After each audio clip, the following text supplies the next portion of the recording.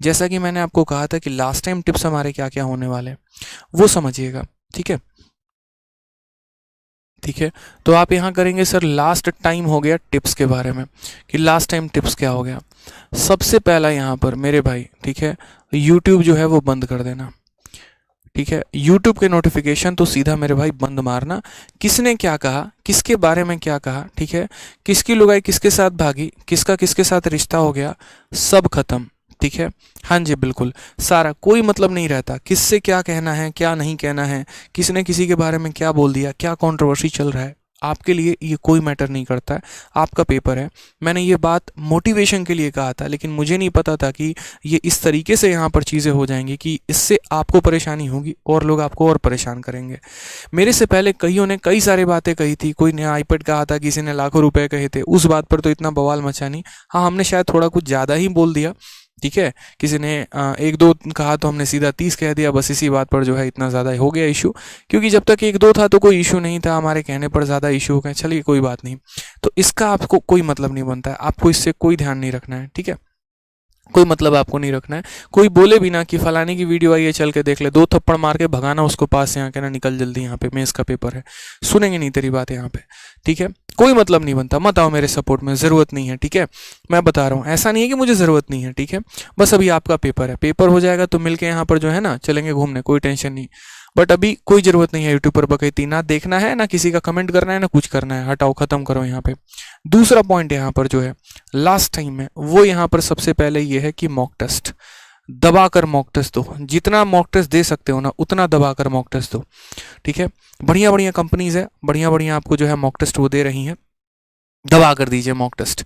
अब सिर्फ mock test नहीं देना है आपको, इस मॉक टेस्ट में जितनी भी गलतियां होंगी उनके ऊपर बढ़िया से तरीके से एनालिसिस करेंगे आप, जितना हो सकता है उतना प्रॉपर तरीके से एनालिसिस करिए। जैसे मान लीजिए मैंने मॉक टेस्ट दिया, मैथ्स हो गया, इंग्लिश हो गया, रीजनिंग हो गया, जीएस हो गया, सबके हैं। अब उसमें मैं बार बार देख रहा हूँ कि यार पिरामिड वाला क्वेश्चन मेरा गलत हो रहा है, तो यार मैं क्यों छोड़ूंगा पिरामिड के क्वेश्चन, ये बताओ पहले। क्या पता पेपर में वो 3 नंबर का एक सवाल आ जाए और मेरे से वो गलती हो जाए, तो 3 तो मेरे सही गए, एक और गया 4 नंबर, और 4 नंबर पे तो यूं समझ लो मिलना था दिल्ली, रहते अपने होम स्टेट में, पहुंच गए यहां पर तुम केरला में। अब ऐसा नहीं है कि केरला खराब स्टेट है, बहुत शानदार स्टेट है, मैं घूम कर आया हूं, लेकिन वहां आप हैबिचुएटेड नहीं है तो आप रह नहीं पाएंगे। समझ रहे हैं मेरी बात को यहाँ पर? तो वो एक एक सवाल आपके लिए बहुत महत्वपूर्ण होने वाला है। मॉक टेस्ट आप क्यों देते हैं? कोई भी राजा अगर कोई जंग लड़ रहा है और उस जंग में अगर उसे पराजय हासिल होती है तो वो क्या सीखता है उससे, या अगर जीत हासिल होती है तो कुछ तो सीखता है कि अगली बार मेरी टेक्निक्स कुछ और होंगे, किसी और तरीके से मैं अटैक करूंगा, मेरा नुकसान कम होगा, क्षति मेरी कम होगी, मैं और बड़ा साम्राज्य बड़ा करूंगा। चंद्रगुप्त मौर्य से आपने क्या सीखा, चाणक्य से आपने क्या सीखा? तो वही बात है कि जब भी आप कोई भी मॉक टेस्ट देंगे ना तो उसकी तरीके से यहाँ एनालिसिस करेंगे। यहाँ पे जो भी कमियां हैं खामियां हैं, भाई 2 की जगह एक ही मॉक टेस्ट दो, जबरदस्ती की बात नहीं है, लेकिन हाँ एनालिसिस जबरदस्त करनी है कि भैया मॉक के क्वेश्चन की गलती दोबारा से पेपर में गलत नहीं होना चाहिए। यहां गलत हो गया सह लेंगे, पेपर में हुआ ना तो फिर जान लो यहाँ पे लपेट लपेट दौड़ा दौड़ा मारेंगे सबको। यहाँ पे ऑफलाइन वाले जितने हो उनको, ऑनलाइन वालों को क्या ही मार सकते हैं बताओ, कैमरे के उस पार हो सारे। उसके बाद अगर हम यहाँ बात कर लेते हैं तो चलो, जैसे हो गया आपने यूट्यूब देख लिया, आपने यहाँ मॉक टेस्ट का जो है यूट्यूब बंद कर दिया अपना, और यूट्यूब के साथ साथ है ना एक और चीज़ काम करना है मेरे भाई, भगवान के लिए प्लीज़। ठीक है, यहाँ पे भगवान के लिए मैं बता रहा हूँ, ये व्हाट्सअप फेसबुक और उसको सबको टाटा बाय बाय बोल दो अभी कुछ दिन के लिए। ठीक है, कुछ दिन के लिए मात्र, यहाँ पर 1 हफ्ते बचे हुए हैं। ठीक है, उसको भी बोल दो कि पढ़ लो, और तुम भी पढ़ लो, हमें भी पढ़ने दो यहाँ पर। तो जो थोड़ा सा वो भी डिस्टेंस है ना थोड़ा सा कम कर लो। ठीक है, वो ज़्यादा सही रहेगा। तो सोशल मीडिया थोड़ा सा कट आउट, मॉक टेस्ट दिया, एनालिसिस किया, बढ़िया है। नेक्स्ट पॉइंट यहाँ पर रिवीजन। अब यहाँ जैसे अपने दिन को 2 सेगमेंट में बांटो, और दिन को 2 सेगमेंट में कैसे बांटना है, जैसे मानो 9 घंटे पढ़ते हो, 9 घंटे में आप निकाल दो 2 घंटे टाइपिंग के लिए, 1 घंटे कंप्यूटर के लिए, 3 घंटे हो गए। 6 घंटे में एक 3 घंटे का मॉक टेस्ट प्लस एनालिसिस रख लो, और 3 घंटे में अपना पूरा का पूरा रिवीजन रख लो।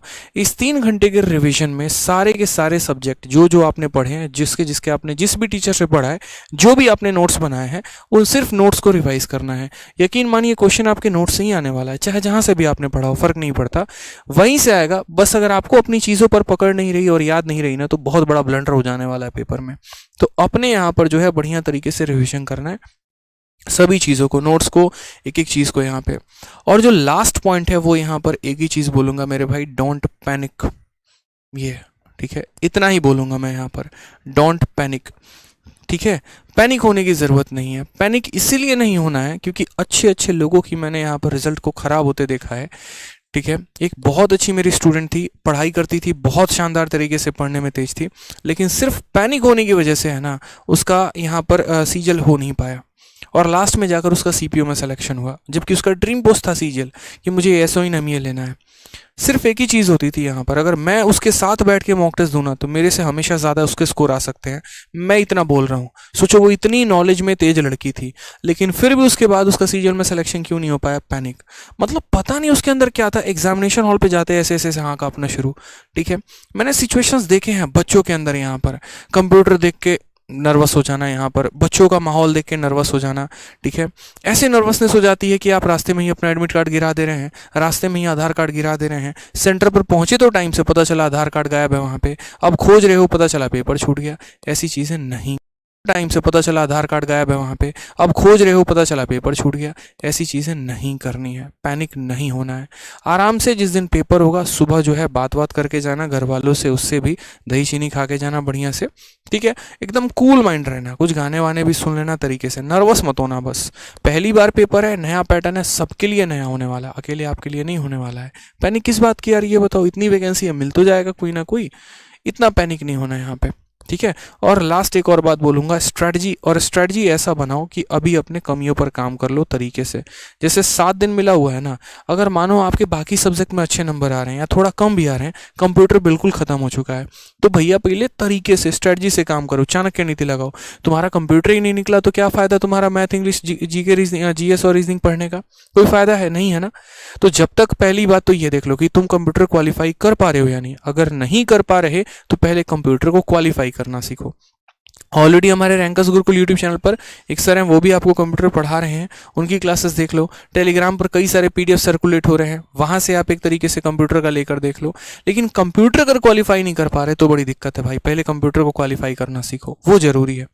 ठीक है, नहीं तो बाकियों में पूरा फुल स्कोर भी आ गया, वो नहीं क्वालिफाई कर पाए, छटनी वहीं हो जानी है तुम्हारी। इसीलिए तो कंप्यूटर को पहले जो है तरीके से यहाँ पर बनाओ कि हाँ मेरे को किसी भी हाल में कंप्यूटर क्वालिफाई करना है, मेरा टाइपिंग क्वालिफाई होना चाहिए। ये दोनों पहले फिक्स कर लो, इन दो स्तंभों को गाड़ लो, उसके बाद तो ये बाकी चीज़ें तो चलती ही रहेंगी। क्योंकि बहुत सारे लोग इसमें छटने वाले हैं, अच्छे स्कोर होने के बावजूद भी वो टाइपिंग में छटेंगे, अच्छे स्कोर होने के बावजूद भी वो कंप्यूटर में छटेंगे। क्यों? क्योंकि शुरू से उन्होंने उन पर काम नहीं किया। तो ये मत करो यहाँ पे। ठीक है, तो जितना समय हो बढ़िया तरीके से यूटिलाइज करो। और बाकी आज के कमेंट बॉक्स में बताना ज़रूर कि कैसा लगा आपको ये मॉक टेस्ट का सेशन, मज़ा आया नहीं आया, क्या सीखा आप लोगों ने। ठीक है, और 15,000 लाइक तो पहुंचा ही देना वीडियो पे, जितने बच्चे बाद में भी ये वीडियो देख रहे होंगे। ठीक है, कम से कम 15,000, ज़्यादा नहीं। ठीक है, चलो खुश रहो, मस्त रहो, ध्यान रखो। Love you all, take care, bye.